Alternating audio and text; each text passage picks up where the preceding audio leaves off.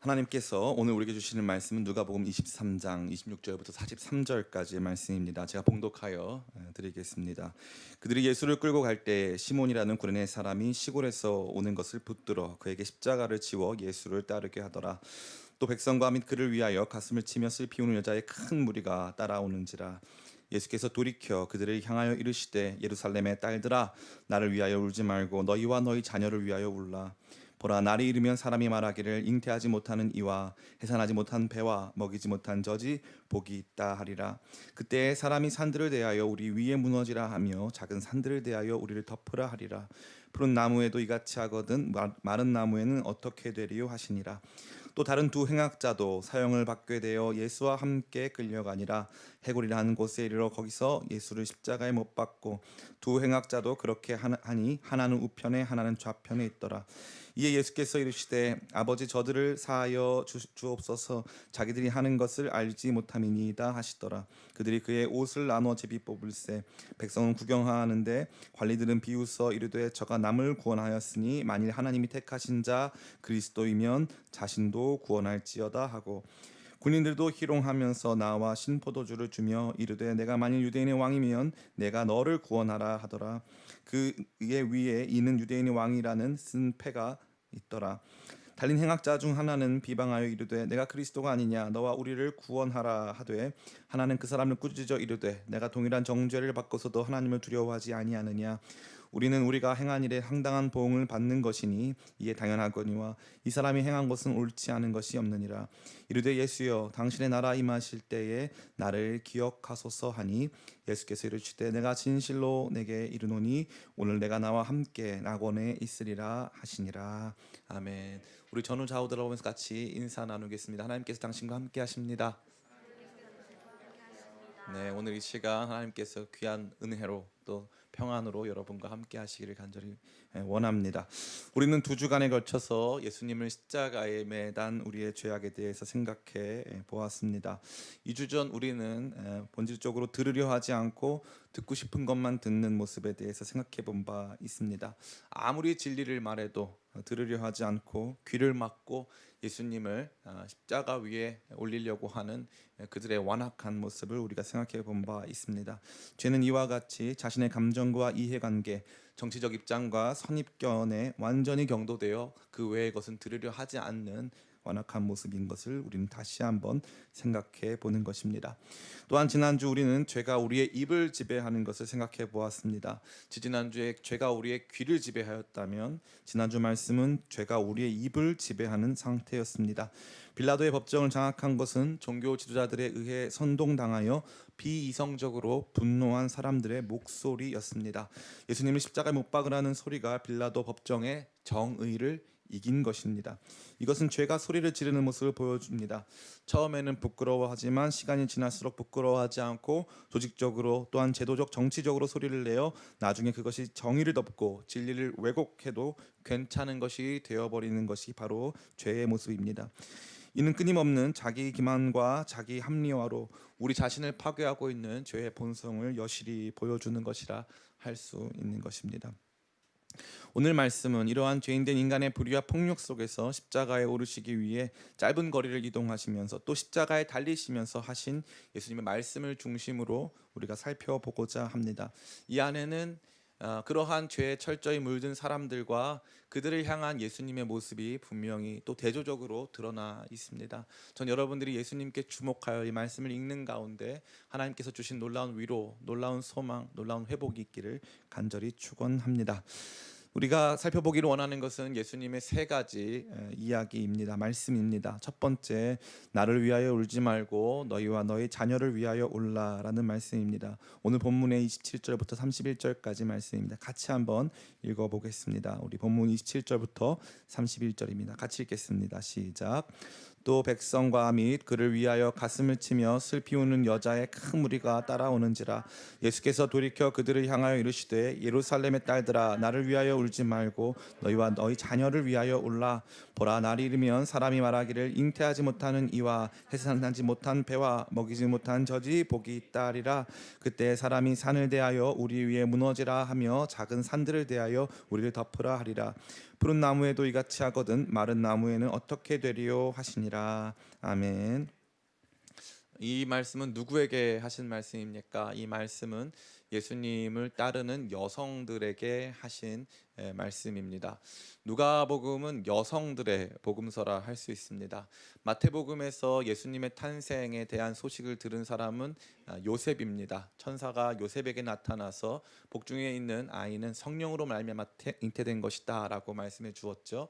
그런데 누가복음에서는 요셉은 그 말을 듣지 않고 요셉이 들은 것은 침묵하고 마리아가 그 수태고지, 다시 말해서 아이가 태어날 것을 듣게 됩니다. 그래서 누가복음 초반부에는 여성들의 활약이 등장하고 있고, 또 뿐만 아니라 중간중간 여성들이 굉장히 중요한 예수님의 조력자로, 또 동역자로, 후원자로, 지지자로 등장하는 것을 우리는 볼 수 있는 것입니다. 그래서 이것은 복음 사역에 있어서 여성들의 역할이 얼만큼 컸는가를 우리 모두에게 증언해 주는 아주 중요한 말씀이 되는 거죠.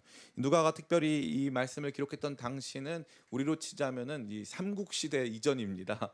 그렇기 때문에 그때부터 벌써 여성들의 역할을 이렇게 강조했다라고 하는 것은 매우 선진화되고 진보적인 생각이고, 뿐만 아니라 우리 모두로 하여금 많은 생각을 불러일으키는 장면이 아닐 수 없는 것입니다. 특별히 이 장면만큼, 물론 오늘 등장하는 내용의 95% 정도는 누가복음에서만 등장합니다. 이런 모든 말씀, 이런 모든 상황 역시 누가복음에서만 등장하는데요. 그러한 가운데 이 여성들이 이 무리 중에 존재했다는 것은 굉장히 특별한 언급이 되겠습니다. 왜 그렇습니까? 이 대부분의 무리들이 이 종교 지도자들의 선동에 휘말려서 완전히 예수님을 적대적으로 대하고 있었고, 예수님을 향하여서 많은 비난, 조롱을 퍼붓고 있었기 때문에 그렇습니다. 그런데 거기에는 그들의 그러한 선동과 그들의 어떠한 그러한 움직임에도 동요되지 않고 끝까지 묵묵히 주님을 따르는 여성들이 있었음을 저와 여러분 모두에게 보도해 주는 것입니다. 이들은 예수님을 끝까지 따르고 있었습니다. 성난 군중들 속에서도 예수님을 신실하게 따르며 예수님의 고난에 마음을 다하여 동참하고 있었다는 것입니다. 그렇다면 예수님께서는 그녀들을 향하여서 어떤 모습을 보이십니까? 우리 28절 말씀 같이 한번 읽어보겠습니다. 시작. 예수께서 돌이켜 그들을 향하여 이르시되 예루살렘의 딸들아 나를 위하여 울지 말고 너희와 너희 자녀를 위하여 울라. 아멘. 여기 보면은 세 가지 중요한 동사, 한국말로는 세 가지 중요한 동사가 등장하고 있습니다. 첫 번째 돌이켜, 두 번째 향하여, 세 번째 이르시되라고 되어 있는데, 원어에는 두 가지 동사만 등장합니다. 돌이켜, 이르시되. 그러면 목사님이 향하여는 없나요? 향하여가 있습니다. 전치사로 등장합니다. 프로스. 그녀들을 향하여 돌이키셨다. 예수님이 그냥 돌이킨 게 아니고 정확한 목표점을 가지고 돌이키셨는데, 그 목표점은 정확하게 지금 사람들이 성난 군중 속에서 예수님을 향한 폭력이 가해지고 조롱과 핍박이 가해지고 있는 그 상황에서도 묵묵히 예수님을 따라가고 있는 그녀들을 향하여서 예수님께서 정확하게 돌이키셨다. 그녀들이 바로 그 타겟이었다는 것을 저와 여러분에게 말해주는 것입니다. 그녀들을 향해서 어떻게 말씀하십니까? 첫 마디가 기가 막힙니다. 예루살렘의 딸들아, 이렇게 되어 있습니다. 이 예루살렘의 딸들아는 한편으로는 매우 선지자적인 용어고, 다른 한편으로는 매우 부드럽고 매우 친근한 용어라고 할 수 있습니다. 어떤 방면이 됐든지 예수님께서는 그녀들을 예루살렘의 딸이라고 칭하시면서 그녀들을 향한 말씀, 그녀들을 향한 관심을 표명하고 있었다는 것입니다. 예수님께서는 고난 가운데서도 자신을 따르고 있는, 자신과 함께 눈물을 흘리고 자신과 함께 이 고난의 길을 걷고 있는 그녀들을 기억하시고 그녀들을 인식하시면서 그녀들을 향하여 말씀하고 있는 것입니다. 예수님은 자신을 비판하고 조롱하는 자들만 의식하고 그들과 싸우고, 도리어 그들 앞에서 무언가 액션을 취한 것이 아니라 도리어 여전히 자신과 함께하는 여성들을 위로하고 권면하시는 것입니다. 고난의 길 위에 동참한 자들을 절대 잊지 않으신다는 위대한 메시지가 되는 것이지요. 이 말씀은 신실한 많은 성도들에게 큰 감동을 줍니다. 여성들은 이 상황을 역전시킬 수 있는 방법이 있습니까? 없습니다. 당시의 여성들은, 오늘날에도 그런 면이 없지 않아 있겠지만, 당시 여성들은 지금보다 훨씬 더 그 권위적인 측면에 있어서 비교할 수 없을 만큼 열악한 상황 속에서 살아가고 있었습니다. 로마 제국과 유대 당국이 결탁하여 만들어낸 이 진리와 정의가 왜곡된 비극 속에서 여성들이 할 수 있는 것이라곤 아무것도 없었습니다. 그저 그녀들이 할 수 있는 것이라곤 가슴을 치며 울면서 예수님 걸어가시는 십자가의 길을 뒤따라가는 것밖에 없었다는 사실이죠. 아무것도 할 수 없고 어떤 상황도 역전시킬 수 없는 그러한 상황 속에서 끝까지 예수님을 따르는 무력한 발걸음이었지만, 그럼에도 불구하고 그 발걸음은 예수님을 절대 저버리지 않는 신실한 발걸음이었습니다. 무력하지만 신실한 발걸음으로 예수님을 따라가고 있는 그 성도들을 향해, 그 여성들을 향해 예수님께서는 몸을 돌이켜, 고난 가운데서도 몸을 돌이켜 그녀들을 기억하시며 말씀하시고 권면해 주고 있는 것입니다. 자, 그렇다면 그녀들에게 하신 말씀의 내용은 무엇입니까? 첫 번째는 나를 위하여 울지 말고 너희와 너희 자녀를 위하여 울라고 말씀하십니다. 왜 그렇습니까? 이 부분은 굉장히 중요합니다. 이 예수님을 십자가에 매달고 예수님이 십자가에서 죽으시고 부활하신 이후에 AD 70년에 예루살렘은 완전히 함락됩니다. 예루살렘의 완전한 함락 이후에 예루살렘 함락 이후에 완전한 이 폐회 속에서 이스라엘 사람들은 끝까지 저항합니다. 그래서 마사다 항전이라고 하는데요. 이 마사다 항전의 결말은 무엇이냐? 이 마사다 요새라고 하는 곳에 다 올라가 가지고 끝까지 로마 당국에 저항하는데, 마지막 결말은 아침에 로마 군병이 몰래 잠입해 보니까 모든 사람이 다 스스로 자결한 상태로 발견됐습니다. 그게 이스라엘이 경험한, 예루살렘이 예수님의 십자가 죽으심과 부활 이후에 경험한 실제 역사의 현장이었습니다. 그러니까 엄청난 고난이, 엄청난 핍박과 고통이 예루살렘에 다가온 것이죠. 예수님은 그녀들을 향하여서 앞으로 닥칠 미래에 대해서 말씀하시는 것입니다. 그들이 만나게 될 세상이 그리 호락호락하지 않을 것임을, 그들이 만나게 될 세상에 큰 고통과 어려움이 닥칠 것임을 말씀하신다는 거죠. 정작 당신이 당하고 있는 고난과 핍박의 현장 속에서 예수님께서는 신실하게 예수님을 따르는 자들이 만날 수 있는, 그들이 경험하게 될 미래의 고통과 어려움에 대해서 언급하시며 그녀들을 준비시키고 계시다는 사실입니다. 미래를 바라보게 하고 그것들을 준비케 하고 그 안에서 더욱 신실한 발걸음을 멈추지 않도록 예수님께서 그녀들에게 친밀한 말씀으로 권면해 주고 있는 것이죠. 여기서 나타난 예수님의 모습은 어떤 모습입니까? 선지자의 모습입니다. 십자가에 오르기 전까지 예수님은 완벽한 선지자의 모습을 하고 계십니다. 앞서 제가 말씀드린 바와 같이 이 예루살렘의 딸들아, 이런 표현들은 스가랴서라던가 예레미야서라던가 이런 부분에 등장하는 내용입니다. 그러니까 이 부분은 정확하게 선지자적인 용어를 지칭하는 것이죠.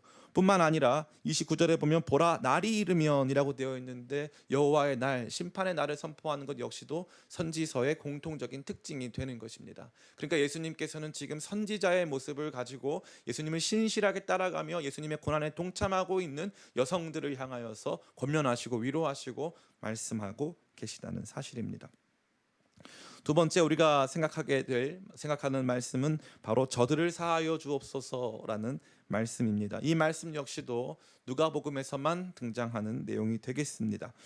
이 말씀은 십자가 위에 오르신 예수님께서 당신에게 고난을 가하고 못 박은 사람들을 용서하시면서 하신 말씀입니다. 우리 33절부터 38절까지의 말씀을 같이 한번 읽어보겠습니다. 시작.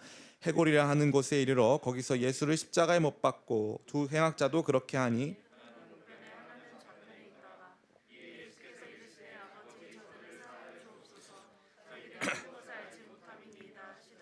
그들이 그의 옷을 나눠 제비 뽑을새 백성은 서서 구경하는데 관리들은 비웃어 이르되 저가 남을 구원하였으니 만일 하나님이 택하신 자 그리스도이면 자신도 구원할지어다 하고 군인들도 희롱하면서 나와 신포도주를 주며 이르되 내가 만일 유대인의 왕이면 내가 너를 구원하라 하더라. 그의 위에 있는 이는 유대인의 왕이라 쓴 패가 있더라. 아멘. 여기에 등장하는 이 사람들의 모습은 어떻습니까? 예수님을 향하여서 단순히 고통만 가하는 것이 아니라 예수님을 조롱하고 예수님께서 가지고 계신 마지막 소유물이라 할 수 있는 그분의 옷까지 뺏어서 제비 뽑고 있는 것입니다. 이 사람들은 예수님에 대해서 전혀 인식하지 못했습니다. 예수님을 그냥 한 사람의 평범한 인간으로 여기고 있었다는 것이죠. 근데 그것이 더 무섭습니다. 한 사람의 평범한 인간이 죽어가는데 그의 옷을 취합니다. 그의 죽음이 어떠한 것인지에 대해서 고민하지 않고 그가 남긴 마지막 유산을 취하는 것이죠. 이러한 내용은 단순히 형장, 다시 말해 사형을 집행하는 현장에서만 일어나는 내용이 결코 아닙니다. 부모님이 세상을 떠나게 되면 자녀들이 부모님의 남겨진 마지막 유물을 가지고 유산을 가지고 서로 분쟁하고 싸웁니다. 폭력을 가하기도 하고 또 법적인 투쟁에까지 나서기도 하는 거죠. 목숨보다 재물이 더 중요한 것이죠. 사람은 다 이와 같습니다. 예수님께서 어떠한 분이신지 알지 못한 채 그저 예수님께서 십자가에 올라가셨다는 사실 하나만으로 예수님의 지나온 모든 시간들을 평가하고 판단하고 그렇게 매도해 버립니다. 십자가에 달렸으니 저주받은 자가 분명하다. 제가 얼마나 큰 범죄를 저질렀길래 십자가까지 달리냐, 부끄러워해야 된다 라고 생각하면서 사람들과 함께 그분을 희롱하고 있는 우리 자신, 인간 군상의 모습을 이 말씀 안에서 우리는 분명히 발견하게 되는 것입니다. 뿐만 아닙니다. 이들은 군인들도 가담하고 있었습니다. 이 군인들은 34절에 보니까 그들이 그의 옷을 나눠 제비 뽑을세라고 되어 있는데, 이 군인들은 단순히 자신의 업무만을 묵묵히 수행한 것이 아닙니다. 이 군인들은 한편으로는 업무보다 과다한 것들을 행하고 있죠. 그래서 예수님을 희롱하기도 하고 예수님의 소유물을 착취하기도 하는 것입니다. 단순히 자기 직무였기 때문에 행한 일이라고 할 수 있겠지만 동시에 더불어서 자신들이 행하고 있는 일에 대한 인간적 감정을 조금도 느끼지 못한 상태가 된 것입니다. 이들에게는 이성도 없고 감정도 없습니다.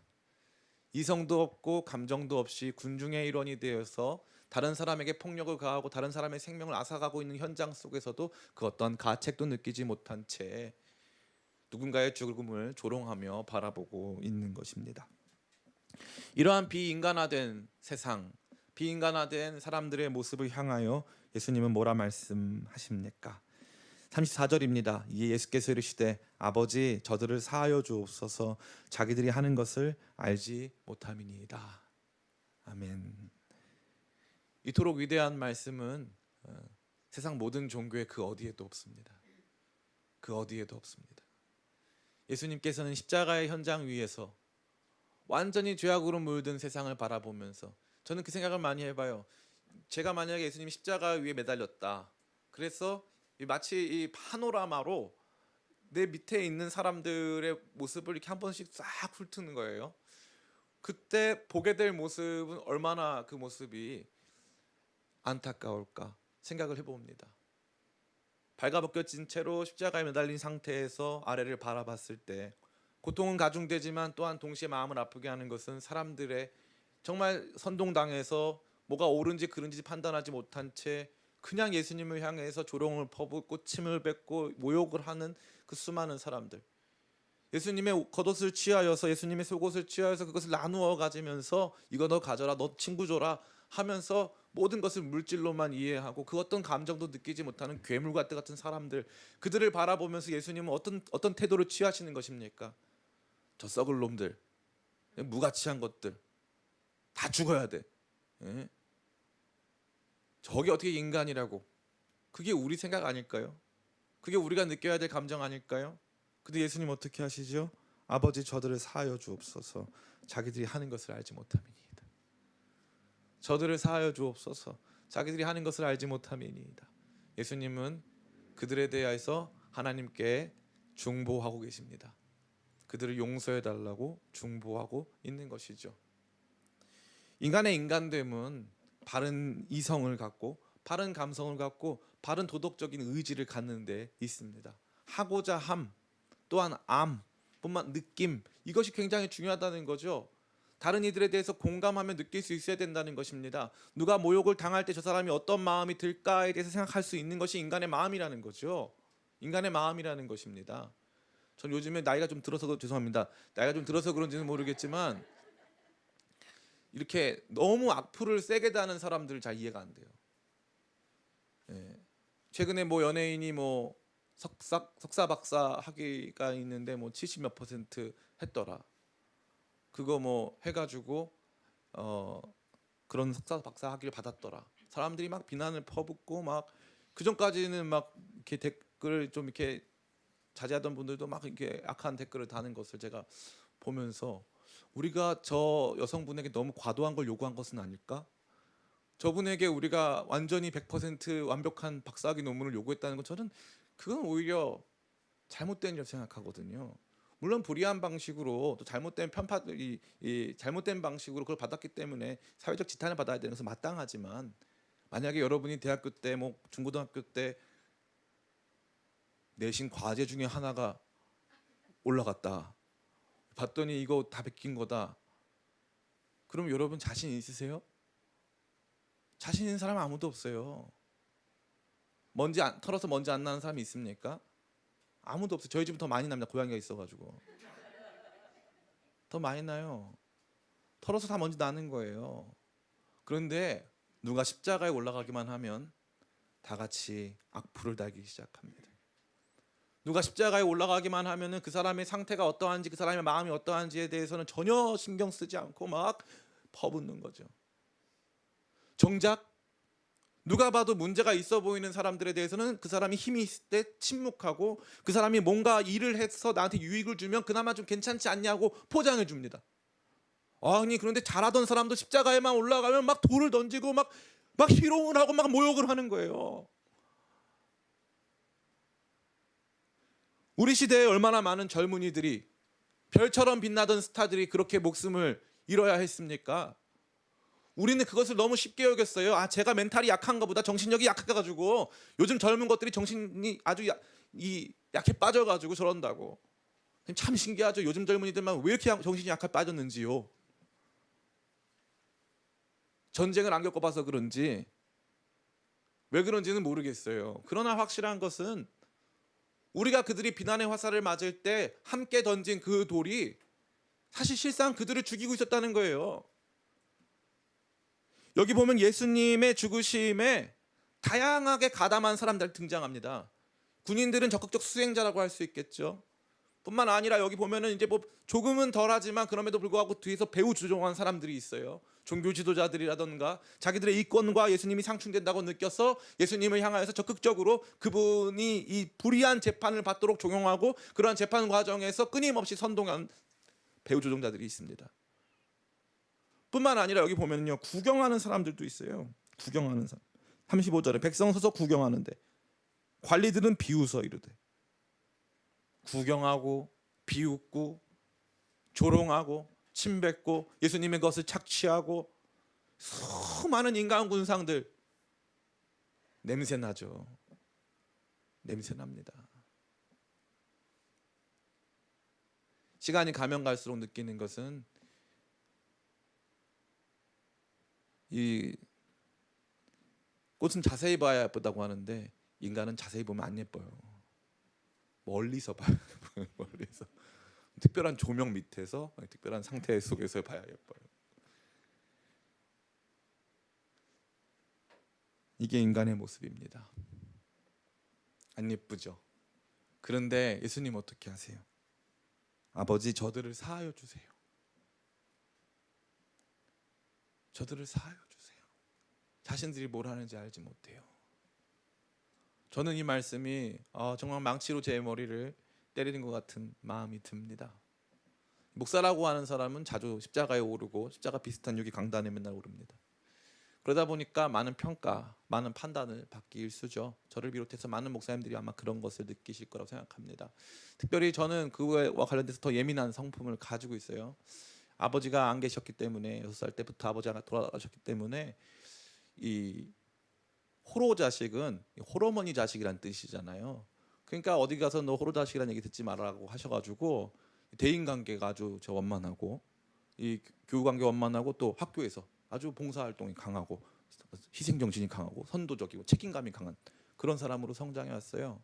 그러다 보니까 늘 남의 시선을 의식하고 다른 사람 앞에서 제가 어떻게 보일까에 대해서 늘 관심 갖는데, 심지어 제가 굉장히 목사님들에 대해서 비판적이었는데 목사까지 됐어요. 그러니까 남들보다 늘 이 십자가에 오른 기분이에요. 뭐가 좀 잘못되면 다 제 책임 같고 제가 죽어야 끝날 것 같고 막 이런 생각이 들어요. 그런데 만약에 여러분들 중에 몇 분이 저한테 이 목사님 잘못됐습니다 막 하면은 제가 그러면 제가 아버지, 저들을 사하여 주시옵소서, 저들이 하는 것을 알지 못합니다라고 기도할 수 있을까라고 생각해 봤는데 전 못하겠더라고요. 저는 못할 것 같아요. 당장 그만두지 뭐. 내가 몰라고 무슨 영광을 받겠다고 여기서 싸우고 앉았나. 이럴 것 같아요. 정직하게. 무슨 영광이 있다고 내가 여기서 싸우고 앉았나 이런 생각할 것 같아요. 근데 예수님은 안 그러세요. 여기서 제 망치로 머리를 맞은 거예요. 예수님은 그들을 여전히 품고 있어요. 내게 욕을 하고 나를 조롱하고 내 것을 착취하고 구경하고 희롱하는 그들을 여전히 품으세요. 아버지, 저들을 사하여 주세요. 저는 이 말씀이 우리 모두의 심령을 울리기를 간절히 축원합니다. 여러분, 예수님 앞에서 어떠한 삶을 사셨습니까? 구경꾼들은 아니셨어요? 혹시 이 예수님의 이 방식이 여러분에게 이해관계의 상충이 돼서 그거 막 예수님이 그런 말씀하신 건 그거는 중요한 말씀 아니야, 집어쳐, 이게 제일 중요한 거야 라고 그분을 대놓고 무시하면서 살진 않으셨어요? 예수님의 것을 은근히 이렇게 착취하면서 살진 않으셨어요? 근데 예수님은 여러분을 향해서 야 이놈아 이렇게 하지 않고 아버지, 저들을 사하여 주세요. 저는 이 말씀이 너무 좋고, 이게 모든 목회자들이 회복해야 할 예수님의 마음이고 우리 모든 성도들이 예수님 앞에 설 때 들어야 할 말씀인 줄을 믿습니다. 앞선 말씀이 예수님의 선지자적인 말씀이었다면 이 말씀이야말로 예수님의 대제사장적인 말씀이 아닐 수 없는 것이죠. 대제사장은 1년에 한 번 하나님의 보좌 앞에 나가서 지성소에 가서 이 모든 백성의 죄를 어깨에 짊어지고 이 번제를 드립니다. 대속죄일이라고 하는데 그것을 감당할 때 이 모든 백성의 죄를 짊어지고 드리는 이 엄청난 제사 가운데, 그 예배 가운데 기도하죠. 그 기도가 뭡니까? 주여 저들을 용서하여 주시옵소서. 우리 민족을 용서하여 주시옵소서. 우리 교회를 용서하여 주시옵소서. 우리 가정을 용서해 주시옵소서. 형제 자매들을 용서하여 주시옵소서라고 하는 대제사장적인 기도가 있다는 것인데, 바로 이 기도가 그런 모습이 되는 것입니다. 세 번째, 우리가 함께 생각해 보기를 원하는 예수님의 말씀은 오늘 내가 나와 함께 낙원에 있으리라 하시는 말씀입니다. 이 말씀은 예수님과 함께 십자가에 달린 중죄인 중 두 사람 중 한 사람에게 하신 말씀입니다. 우리 39절부터 43절까지 말씀 같이 한번 읽어보겠습니다. 시작. 달린 행악자 중 하나는 비방하여 이르되 내가 그리스도가 아니냐, 너와 우리를 구원하라 하되, 하나는 그 사람을 꾸짖어 이르되 내가 동일한 정죄를 받고서도 하나님을 두려워하지 아니하느냐. 우리는 우리가 행한 일에 상당한 보응을 받는 것이니 이에 당연하거니와 이 사람이 행한 것은 옳지 않은 것이 없느니라 하고, 이르되 예수여 당신의 나라에 임하실 때에 나를 기억하소서 하니, 예수께서 이르시되 내가 진실로 내게 이르노니 오늘 내가 나와 함께 낙원에 있으리라 하시라. 아멘. 이 말씀은 너무나도 놀라운 말씀입니다. 왜 그렇습니까? 이 감옥에 가면요, 거기 죄가 모든 사람이 다 죄 때문에 간 건데 거기에서 자기가 죄인이라 생각하는 사람이 별로 없대요. 다 억울하다고 생각한대요. 다 나는 억울하다, 나는 죄가 없다 이렇게 생각하고 다른 사람의 제가 나쁜 놈이다 생각하는데, 여기 보니까 한 사람이 회개합니다. 한 사람이 깊이 회개를 하는 거죠. 그러면서 뭐라고 합니까? 여기 참 놀라운 말씀이 있는데 40절, 하나는 그 사람을 꾸짖어 이르되 내가 동일한 정죄를 받고서도 하나님을 두려워하지 아니하느냐. 41절, 우리는 우리가 행한 일에 상당한 보응을 받는 것이니 이에 당연하거니와. 아멘. 십자가에 올라서 뭐라고 말합니까? 나는 십자가에 달려야 되는 죄인이다 라고 고백하는 거예요. 나 죄인이야. 나 아무것도 아니야. 나 죄인이야. 나는 여기 달리는 게 마땅한 사람이야 라고 고백하고 있는 거죠. 너무나도 놀랍습니다. 십자가는 당시에 일반적인 사람들에게 잘 시행되지 않았고 로마인들 대부분도 십자가 처형 방식이 매우 잔인하다고 생각했습니다. 그래서 이것에 대해서는 비판 여론이 굉장히 강했습니다. 그래서 웬만한 사람들에게는 이 십자가형이 제공되지 않았습니다. 그런데 그럼에도 불구하고 십자가에 매단 것은 이 로마 권력의 엄청나게 강력한 힘을 보여주는 것이고, 또한 동시에 그들을 수치스럽고 부끄럽게 하고 그들이 이 저지른 죄악의 크기를 알게 하기 위한 것이었습니다. 그런데 지금 이들은 십자가에 올라서도 예수님을 비난하고 있었습니다. 특별히 이 중 한 명은 그랬습니다. 그런데 한 사람이 회심했어요. 그래서 뭘 먼저 발견합니까? 내가 십자가에 달려 죽을 죄인이라는 것을 발견하는 거죠. 내가 바로 그 존재다. 아유, 나가 어디 잘났다고 내가 예수님 지금 비방하고 있냐. 내가 그런 존재다라고 생각하는 것입니다. 그러고 나서 뭐라고 합니까? 참 기가 막히죠. 42절에 이르되 예수여 당신의 나라 임하실 때에 당신의 나라에 임하실 때 나를 기억하소서.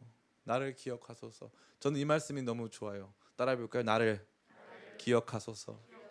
나를 기억하소서. 나를 기억하소서. 뭐 때문에 기억해야 돼요? 기억해야 될 이유가 뭐가 있습니까? 예수님 십자가 동기라고요? 예수님하고 같은 날 십자가 매달렸다고 십자가 동기라고 지금 저 좀 기억해 주세요. 우리 천국 가서 다시 만납시다. 그게 아니에요. 나는 내 힘으로 나를 구원할 수 없습니다. 나는 비참합니다. 나는 그저 죽어 끝날 인생입니다. 그러나 당신은 그런 분이 아니십니다. 당신의 나라가 임할 것입니다. 라고 하는 엄청난 선언이죠. 위대한 변화입니다. 이러한 변화 속에 예수님 뭐라고 말씀하십니까? 내가 진실로 내게 이르노니 오늘 내가 나와 함께 낙원에 있으리라 하시니라. 십자가와 낙원은 너무 멉니다. 십자가와 낙원은 너무 멀어요. 이 고통은 낙원의 기쁨과 즐거움, 영원한 즐거움과는 너무나도 먼 것이죠. 그러나 예수님 뭐라고 말씀하십니까? 오늘 네가 나와 함께 낙원에 있으리라 선포하십니다. 예수님 놀라운 구원을 선포하시는 거죠. 이 내용은 매우 흥미롭죠. 한편으로는 이 첫 번째 생각해봤던 것은 나를 위하여 울지 말고 너희와 너희 자녀를 위하여서 울라라는 것은 그 여성들에게 닥칠 일들을 미리 선지적으로 예언해 주시는 것입니다. 두 번째 말씀은 저들의 죄를 사하여 주시라는 말씀은 예수님께서 마치 하나님 아버지께 이 대제사장적으로 나가셔서 그 죄에 대한 중보, 그 죄를 용서해 줄 것에 대한 화해의 요청을 드리고 있는 형상이었다면, 지금 여기서는 예수님이 직접 이 사람을 구원하시는 인상을 강하게 주고 있다는 것입니다. 예수님께서 지금 십자가에 달려서 죽어가고 있는 한 사람, 이제 더 이상 삶의 소망이 없고 자기가 행한 일들에 대한 마땅한 보응을 받아서 이제 죽음 앞에 놓여져 있는 그 한 사람의 절규를 들으시고 기억하사 그를 구원하시겠다라고 하는 복된 약속과 권능 있는 말씀으로 함께하고 계시는 것을 우리는 볼 수 있는 것입니다. 이 말씀은 너무나 놀랍습니다. 앞선 말씀이 선지자적인 말씀이고 또한 대제사장적인 말씀이었다면 오늘 이 말씀이야말로 예수님의 왕적인 권위를 선포하는 말씀입니다. 왜 우리가 그것을 알 수 있습니까? 첫 번째 39절에 내가 그리스도가 아니냐라는 표현이 중요합니다. 당시에 그리스도는 메시아를 뜻하는 것이고 메시아는 군사적인 또 정치적인 왕을 의미하는 것이었습니다. 그리고 예수님의 머리 이 위에는 죄패의 유대인의 왕이라고 하는 표현이 달려 있었습니다. 그것을 가지고 조롱했습니다. 근데 예수님께서는 지금 그러한 권위를 행사하고 있는 것이고 또한 동시에 우리가 주목할 것은 바로 42절입니다. 이르되 예수여 당신의 나라에 임하실 때에라고 되어 있습니다. 이 나라는 우리가 생각하는 민주주의 국가가 아니에요. 이 나라는 킹덤, 왕국을 말하는 것입니다. 당신의 나라라는 뜻은 예수님이 왕이란 뜻이에요. 그 왕국의 주인이란 뜻입니다. 그러니까 이 사람은 자신의 죄를 발견함과 동시에 예수님의 왕 되심, 예수님의 그리스도 되심을 발견하고 그분께 자신의 삶을 의탁드리고 있고, 예수님께서는 왕으로서 이 왕의 제일 중요한 기능이 뭐냐? 이스라엘 사람들에게 제일 중요한 기능은 바로 구원이에요. 구원. 우리 앞에 나가서 우리를 대신하여 싸워서 우리를 구원해 주는 존재가 왕이라고 생각한 거예요. 그렇기 때문에 지금 예수님의 이러한 표현은 예수님 철저한 왕적인 표현이라고 우리가 분명히 확인할 수 있는 것입니다. 예수님께서 능력으로 구원하시겠다는 거죠. 어떤 사람까지? 지금 완전히 십자가에서 죽음을 코앞에 남겨둔 사람까지 구원하시겠다는 거예요. 저는 이 말씀이 너무 좋아요. 예수님은 mighty to save. 예수님께서는 구원에 능하신 분이에요. 우리 가족들의 구원을 놓고 기도하시는 분 많이 계시죠? 가족 구원을 놓고 기도하시는 분들 많이 계신데 우리가 주님의 능력을 너무 과소평가하실 때가 있어요. 주님께서는 여러분의 가족분들을 구원하시기에 능하십니다. 그렇기 때문에 기도하고 간구하는 가운데 우리가 알지 못하는 상황 속에서 알지 못하는 어떠한 조건 가운데 우리 가족들이 구원받을 수 있습니다. 우리 그분의 신실한 그분의 마음과 그분의 능력 있는 구원의 능력을 더욱 깊이 의지해야 된다는 것을 강하게 보여주고 있는 거죠. 주님께서는 자신의 죄를 깨닫고 예수님이 그리스도이심을 인정하는 모든 사람들을 지금 십자가 위에서 구원하고 계십니다. 로마 정부가 아무나 십자가를 주는 게 아니에요. 그러니까 이 사람은 엄청난 죄인인 거예요. 그냥 단순히 평상시에 좀 못되게 군 사람이 아니라 죽어 마땅한 사람, 수치스러운 죽음을 당했어야 하는 사람, 이 사람이 어떻게 보면 조두순일 수도 있고요. 예? 우리가 봤을 때 전혀 구원받아서는 안 되는 유영철 같은 사람일 수도 있다는 거예요. 기가 막힌 거죠. 십자가에 달았잖아요. 그런데 우리 주님 구원하실 수 있다 이거예요. 여기서 혼란이 다가오죠. 유형처럼 구원하면 안 되는데, 조두수는 안 되는데. 그게 만약에 여러분이었다면요. 지나온 모든 삶의 시간들을 다 회개하고, 내가 정말 저지른 건 죄밖에 없어가지고 난 아무것도 그 어떤 것도 자랑할 것이 없고 난 죽어 마땅한 존재고 주님 저 좀 불쌍히 여겨달라고 간구한다면, 그게 만약에 여러분이라면 구원에 능하신 주님이 불의하십니까? 구원에 능하신 주님이 여러분보다 긍휼이 없으시고 여러분보다 더 못한 분이십니까? 절대 그렇지 않다는 거죠. 여기서 강조하고 있는 것은 바로 그것입니다. 능력의 주님께서 반드시 구원하신다. 구원에 능하신 주님이 반드시 구원하신다. 어디에서도, 예수님 십자가 위에서도 반드시 구원의 역사를 베풀고 있는 것입니다. 자, 이러한 내용을 살피면서 우리는 마지막으로 간단하게 세 가지 중요한 영적 메시지를 얻을 수 있습니다. 첫 번째는 예수님의 십자가 앞에서 우리 자신의 모습을 발견해야 한다는 것입니다. 이 졸업사진 같은 거 찍어보면 단체 사진이 있어요. 단체 사진 찍으면 때로는 제가 지금 생각해봤는데, 요즘은 그 문화가 많이 없는데 옛날에는 단체 사진 문화가 정말 많았어요. 그래가지고 몇 명까지 찍냐 하면은, 이제 제가 어떤 캠프에 간 적이 있는데 3,000명이 모인 적이 있거든요. 3,000명 다 같이 단체 사진을 찍자는 거예요. 그때는 열심히 찍었어요. 찍고 나서 보니까 첫 번째, 사진이 저한테 없어요. 의미가 없는 거죠. 두 번째, 사진이 온다 해도 절 찾을 수가 없어요. 너무 많으니까. 단체 사진, 여기 단체 사진 찍혔어요. 군병들, 지나가는 사람들, 관리들, 대대장들과 장로들, 예수님 옆에 있는 행악자들, 가슴을 치며 예수님을 따라가는 여성의 무리들, 여러분은 이 중에 누구입니까? 목사님 저 이때 없었는데요. 한 찬송가가 여러분을 고발해 줍니다. 거기 너 있었는가 그때. 이 인간 군산 중 한 사람이 바로 우리였다는 거예요. 우리는 구경꾼일 수도 있어요. 야, 예수가 죽는데, 야, 예수가 십자가 달리는데, 야, 옛날에 병도 많이 고치고 그러지 않았나? 죽어야 될 이유가 있나 보지. 야, 우리 저 옷 뺏자. 에이, 전 저럴 줄 알았어, 저놈 자식, 저 어린 것이. 그 중에 우리가 있다는 거예요. 그 중에. 그걸 발견할 때부터 변화가 일어납니다. 나를 보는 거죠. 나를 보는 거죠. 전 여러분들이 그러한 은혜가 넘치기를 간절히 바랍니다. 직업적으로 이 일을 감당하는 군인들일 수도 있습니다. 목사님, 저는 어쩔 수 없어서 했어요. 저 밥 벌어먹고 살려면 어쩔 수 없이 그렇게 죄를 지어야만 했습니다. 단순히 밥 벌어먹으려고만 한 건 아니죠. 그 일을 조금 즐기셨던데요. 그 일에서 조금 이익을 얻으셨던데요. 예수님 팔아먹고 이익 좀 얻으셨던데요.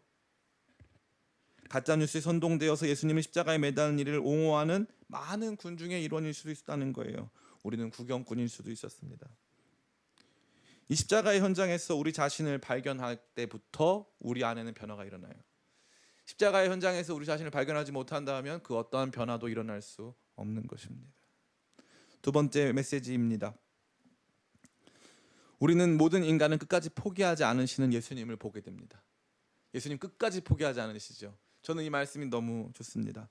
누가복음에서는 예수님 당하신 육체적인 고난에 대해서는 그리 깊이 다루고 있지 않습니다. 특별히 엘리 엘리 라마 사박다니, 나의 하나님 나의 하나님 어찌하여 나를 버리셨나이까, 이런 표현 등장하지 않고 내가 목마르다와 같은 육체적인 이 상황을 진술하는 내용 역시 등장하지 않습니다. 대신 모든 말씀은 다른 사람들을 위한 말씀이었어요. 다른 사람들을 위한 말씀. 저는 이 말씀이 너무 좋아요. 예수님은 이 고난의 현장에서 자신을 따르는 여성들을 바라보시면서 수많은 군중 속에서 정작 자신이 지금 이 고난의 길을 걸어가시면서도 이 자신을 신실하게 따르는 그 여성들을 바라보면서 말씀하세요. 나를 위해 울지 말고 너희를 위해서 울어라. 너네 큰일 났다. 이제 어떡하냐. 힘내라. 너네 정말 내가 위로하길 원한다. 라고 말씀하시는 거예요. 뿐만 아니라 지금 자신을 향해서 막 절대적인 감정을 표출하고 막 자신의 옷을 막 취하고 막 자신을 희롱하고 하는 사람들을 향해서 그들의 죄를 용서해달라고 말씀해 주신다는 거죠. 뿐만 아니라 옆에 있는 그 강도, 십자가에 달린 그 강도, 방금 전까지 같이 이 예수님 비방하다가 회심한 그 강도에게 오늘 내가 나와 함께 낙원에 있으리라고 그분의 구원을 선포해 주신다는 것입니다. 예수님은 모든 인간을, 여기서 보니까 이 중에 이 사람은 뺐었어야 되는 사람들이 있죠. 제가 봤을 때는 누가 제일 나쁘냐 하면은 이거 뒤에서 배후 조종한 사람들 제일 비겁해요. 왜냐하면 이 사람들은 뒤에서 이 상황을 만들어 놓고 가짜 뉴스 퍼뜨린 다음에 군중들 움직이게 하고 나중에 로마 군병까지 움직이게 해가지고 예수님을 조직적으로 그렇게 십자가에 매달았거든요. 근데 자기들은 피를 안 묻혔어요. 자기들은 피를 안 묻혀요. 이게 제일 비겁한 거예요. 자기 손에는 자기 깨끗한 척, 자기는 고상한 척, 자기는 뭐 아무 문제 없는 척 하면서 뒤에 가가지고 은근슬쩍 말해가지고 싸움 붙이고 은근슬쩍 가가지고 사람들 막 죽이게 만들고 이런 사람들은 빼야죠. 예수님 뭐라고 말씀하세요? 주여 저들을 용서하여 주시옵소서. 아버지 저들을 사하여 주시옵소서. 그 사람들도 포함이에요. 예수님 죽이는데 혈안이 되어 있던 사람들 포함, 예수님 때린 군인들 포함, 예수님 못 박은 사람 포함, 예수님 옆구리에 창 찔른 사람 포함, 욕한 사람들 다 포함. 주여 저들을 사하여 주시옵소서. 아버지 저들을 사하여 주시옵소서. 모든 사람이 포함되어 있어요. 모든 사람이. 그리고 지금 바로 옆에서 죽어가는 그 한 사람까지 끝까지 포기하지 않으시고 그 사람 구원해 내십니다. 사랑하는 성도 여러분, 우리는요 세상을 쉽게 포기해요. 제가 그래요. 세상을 쉽게 포기합니다. 쟤는 안 돼. 얘는 안 돼. 세상은 쉽게 포기해요. 저 사람은 안 믿을 거야. 쉽게 포기합니다. 사람은 다 그런 거야. 교회는 다 그런 거야. 저 쉽게 포기해요. 안 포기하면 힘드니까. 포기하면 편해요. 그런데 예수님은 포기 안 하세요. 예수님은 여러분 포기 안 하세요. 예수님은 여러분의 가족들 포기 안 하세요. 예수님에게 아무리 적대적인 사람이라 할지라도 예수님 포기하지 않으십니다. 절대 포기하지 않으세요. 끝까지 포기하지 않는 모습. 그것만 보시면 되잖아요. 그죠? 예수님 절대 포기하지 않으셨다. 이걸 보게 하는 것입니다. 여러분을 향해서도 포기하지 않으셨습니다. 저는 안타까운 게 보면 성도님들 가운데 교회 열심히 다니면서 본인 신앙을 포기하신 분이 계세요. 목사님 저는 딱 여기까지예요. 이 이상은 안 됩니다. 그래서 본인이 본인 신앙을 정했어. 그래가지고 더 이상 안 움직여요. 포기하신 거죠. 주님도 안 될 것 같죠, 그렇죠? 그런데 그럼에도 불구하고 우리 주님은 여러분 포기 안 하세요. 어찌 보면 여러분이 기쁨의 교회에 출석하시게 되신 것이 우리 주님이 여러분 포기하지 않으신다는 뜻일 수도 있어요. 그 전에 다니시던 교회는 훨씬 좀 편하셨잖아요, 그죠? 예, 저처럼 이렇게 막말 안 하잖아요, 그죠? 예, 편하게 이렇게 해주잖아요. 그런데 어쩌면 주님께서 여러분을 포기하지 않으셔서 그분의 위대한 사랑을 끝까지 보이기 원하셔서 여러분에게 더 가까운 예수님 곁으로 나오라고 말씀하기를 원하셔서 여러분이 이곳에 부르셨을 수도 있다는 것을 꼭 기억하시길 바랍니다. 마지막으로 세 번째입니다. 우리는 예수님, 이러한 예수님, 우리에게 끝까지 포기하지 않는 예수님을 발견하고 우리 자신의 모습을 발견하면 회개하고 돌이킬 수 있습니다. 회개하고 돌이킬 수 있어요. 나 자신의 모습을 발견하고 예수님을 발견하면 회개하고 돌이킬 수 있어요. 그래서 예수님 옆에 매달렸던 두 행악자 중에 한 사람은 첫 번째, 우리는 이것에 마땅한 보응을 받는 것이다. 당연하다고 선포했고, 또한 동시에 당신께서는 죄가 없다. 그리고 당신은 그리스도라고 선포했어요. 이것을 바라봤는데 그 중심에 뭐가 있냐면은 예수님의 기도가 있어요. 예수님의 기도가 뭐였어요? 아버지 저들을 사하여 주옵소서. 자기들이 하는 것을 알지 못하나이다. 이 기도를 듣고 이분은 그리스도시다. 이분은 왕이시다. 십자가에 달려서 이제 무력하게 죽어가고 있는 예수님을 바라보면서 이분은 왕이라는 사실을 고백한 거예요. 이 얼마나 위대한 믿음입니까? 그것이 언제 시작됐다고요? 우리 자신의 죄악을 발견하고 예수님의 어떠하심을 발견할 때, 나의 어떠함과 예수님의 어떠함을 발견하기 시작할 때, 그때 위대한 변화가 일어나는 것이죠. 그래서 저는 여러분에게 촉구하기를 예수님을 바라보시기를 원합니다. 예수님을 바라보세요. 자꾸 우리의 문제에 집중하지 말고 예수님 이 문제를 언제까지 해결해 줘야 되고 돈을 언제 메꿔야 되고 이 부분은 이렇게 정리를 해주셨으면 좋겠어요. 우리의 대부분의 기도가 이런 거예요. 예수님이 잠깐 너 나 얼굴 좀 보면 안 될까? 지금 제가요 지금 정신이 없고요. 지금 이 문제가 해결이 안 되면 제가 큰일 나거든요. 이렇게 되는 거예요. 뭐라는 거예요, 예수님? 잠깐 내 얼굴 보라고. 그래서 잠깐 내 모든 감정과 내 모든 상황을 잠깐 내려놓는 거예요. 바보처럼 그냥. 내려놓고 물끄러미 예수님을 보는 거예요. 그냥. 그러면은 이제 그 안에서 아, 이분이 구원에 능하신 그리스도시구나, 이분이 메시아구나, 이분이 나의 주님이시구나 발견하는 거예요. 그 안에서 조금씩 아, 내가 죄인이구나, 내 안에 이 문제가 이게 돈 문제가 아니고 광야 문제가 아니고 죄 문제였구나, 이거 발견하면서 눈물이 흐르기 시작하고 그때부터 변화가 일어나기 시작하는데, 내가 그 변화가 일어나는 동안, 목사님 제가 변화가 일어나는 동안 그 돈 문제는 해결이 안 되면, 내가 변화가 일어나는 동안 우리 주님께서는 돈 문제 해결하시고, 내가 변화가 일어나는 동안 그 관계 문제 해결하시고, 상황 문제 해결하시고, 내가 죄인이 된 것을 고백하고 회개하는 동안 모든 것에서 나를 자유롭게 하시고 구원하신다 이거예요. 그런데 우리는 주님을 너무 문제 해결사처럼 여기는 거예요. 주님을 바라봐야 되는데 지금 이러한 내용은 바라보지 않고, 병 고치시는 주님, 위로하시는 주님, 공급하시는 주님, 문제 안 생기도록 보호하시는 주님만 바라보고 십자가에서의 주님은 안 보니까, 그 주님의 어떠한 약속을 우리와 함께 하시는지 전혀 알지 못한 채 완전히 이 땅에서 땅만 보고 살아가는 그리스도인으로 전락해버렸다는 거죠. 그래서 영적인 대화가 하나도 안 돼요. 교회에 나와도 영적 대화가 안 됩니다. 영적 감수성이 죽었어요. 예수님을 안 보는데 어떻게 대화가 됩니까? 모든 교회 일이 다 인간이에요. 저 집사가, 저 권사가, 저 목사가, 저 전도사가 이걸 이렇게 저렇게 이렇게 해가지고 이게 안 되고 되고 뭐 다 이거예요. 예수님 깊이 바라보는 게 없어요. 물끄러미 그분 오르신 십자가를 바라보면서 십자가 위에서 예수님이 예수님 왜 고통 중에서 왜 저들을 용서하시나요? 예수님 왜 저 오른편 강도까지 왜 구원하시나요? 이런 생각이 안 들어요. 그런 게 없어요. 그냥 너무 이상하지 않으세요? 그 이상한 거거든요. 그 정상이 아닌 거예요.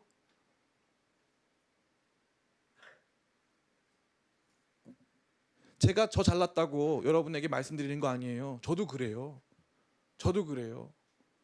그런데 말씀 앞에 서면, 기도의 자리로 나가면 주님께서 말씀하시는 거예요. 이 말씀으로 저와 여러분에게 권면하시는 거예요. 주님은 우리의 선지자가 되시고 대제사장이 되시고 왕이 되셔서 우리에게 하나님 지혜를 주시고 우리가 살아가야 될 삶의 형편과 상황들을 조망하게 하시고 알게 하세요.